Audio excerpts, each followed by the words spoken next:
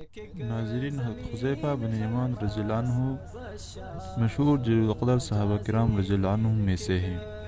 یہ قبیلہ بنو عبد سے تعلق رکھتے تھے اور اپنے وطن ہی میں اپنے والد ماجد کے ساتھ اسلام لے آئے تھے، جن کا اصل نام حصل تھا اور لقب یمان۔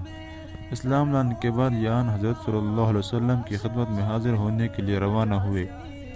اتفاق سے یہ ٹھیک وہ وقت تھا جب آن حضرت صلی اللہ علیہ وسلم غزوہ بدر کی تیاری فرما رہے تھے، اور آپ صلی اللہ علیہ وسلم کے مقابلہ کے لیے ابو جہل کا لشکر مکہ مکرمہ سے روانہ ہو چکا تھا۔ حضرت حذیفہ بن یمان رضی اللہ عنہ ان کے والد کی راستے میں ابو جہل کے لشکر سے مٹبھیڑ ہو گئی۔ انہوں نے دونوں کو گرفتار کر لیا اور کہا کہ تم لوگ محمد صلی اللہ علیہ وسلم کے پاس جا رہے ہو۔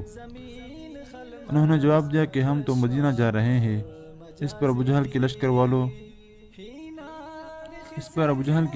نے ان سے کہا کہ ہم تمہیں اس وقت تک آزاد نہیں کریں گے جب تک تم ہمارے ساتھ یہ معاہدہ نہ کرو کہ صرف مدینہ جاؤ گے، لیکن ہمارے خلاف جنگ میں ان کا ساتھ نہیں دو گے۔ مجبوراً ان حضرات نے معاہدہ کر لیا، اور اس کے بعد آن حضرت صلی اللہ علیہ وسلم کی خدمت میں پہنچ کر آپ صلی اللہ علیہ وسلم سے سارا واقعہ ذکر کیا۔ اس وقت حق و باطل کا سب سے پہلا معرکہ درپیش تھا۔ مقابلہ ان کفار قریش سے تھا جو اسلحہ میں غرق ہو کر آئے تھے، اور جن کی تعداد مسلمانوں کے مقابلے میں 3 گنے سے بھی زیادہ تھی، اور مسلمانوں کے لیے ایک آدمی بڑا قیمتی تھا۔ لیکن سرکار دو عالم صلی اللہ علیہ وسلم نے سنگین حالات میں بھی معاہدے کی خلاف ورزی کو گوار نہ فرمایا، اور ارشاد فرمایا کہ ہم ان کے عہد کو پورا کریں گے اور کفار کے خلاف اللہ تعالیٰ سے مدد مانگیں گے۔ اس بنا پر آپ غزوہ بدر میں شریک نہ ہو سکے۔ امانت اور وفا کی ایسی تابناک مثالیں کسی اور قوم کی تاریخ میں کہاں مل سکتی ہیں۔ غزوہ احد میں حضرت حذیفہ بن یمان رضی اللہ عنہ شریک ہوئے، لیکن ایک افسوسناک غلط فہمی کی بنا پر ان کے والد ماجد حضرت یمان رضی اللہ عنہ خود ہی مسلمانوں کے ہاتھوں شہید ہو گئے۔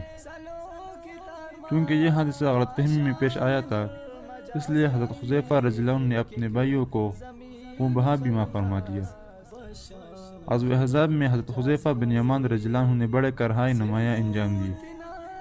آن حضرت صلی اللہ علیہ وسلم نے غزوہ احزاب کی آخری رات میں آپ کو کفار کے لشکر کی خبرگیری کے لیے بھیجا تھا، اور انہوں نے انتہائی جرأت و شجاعت و حکمت و تدبر کے ساتھ یہ خطرناک مہم انجام دی، یہاں تک کہ کفار کا لشکر بھاگ کھڑا ہوا۔ ایک مرتبہ آن حضرت صلی اللہ علیہ وسلم نے مسلمانوں کی مردم شماری بھی آپ ہی کی سپرد فرمائی تھی، جسے آپ نے بطریق احسن انجام دیا۔ اس وقت مسلمانوں کی تعداد 1,500 تھی۔ آن حضرت صلی اللہ علیہ وسلم نے آپ کو آنے والے فتنوں کے بارے میں بہت کچھ بتا رکھا تھا، اور بہت سے منافقین کی نشاندہی بھی فرما رکھی تھی، اس لیے آپ کو صاحب الستر آن حضرت صلی اللہ علیہ وسلم کا رازدار کہا جاتا تھا۔ حدیث ہے کہ ایک مرتبہ حضرت عمر رضی اللہ عنہ نے آپ کو قسم دے کر پوچھا کہ میرا نام تو منافقین کی فہرست میں شامل نہیں۔ حضرت حذیفہ رضی اللہ عنہ نے انکار فرمایا۔ آن حضرت صلی اللہ علیہ وسلم کے بعد بھی آپ مسلسل مصروف جہاد رہے۔ جنور کا علاقہ آپ ہی کے مبارک ہاتھوں سے فتح ہوا۔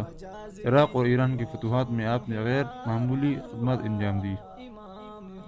کسریٰ کے دربار میں آپ ہی نے بلبل انگیز تقریر فرمائی، جس نے کسریٰ کے ایوان میں زلزلہ برپا کر دیا۔ ایران کی فتح کے بعد حضرت عمر رضی اللہ عنہ نے آپ کو مدائن کا عامل گورنر مقرر فرما دیا تھا۔ آپ کسریٰ کے دارالحکومت کے گورنر بن کر پہنچے تو اس شان سے ایک دراز گوشت پر سوار تھے، جس کے پالان کے ساتھ تھوڑا سا دراز رکھا ہوا تھا۔ اہل مدائن نے آپ کا استقبال کیا اور پیشکش کی کہ ہم آپ کی ہر خواہش پوری کرنے کے لیے تیار ہیں۔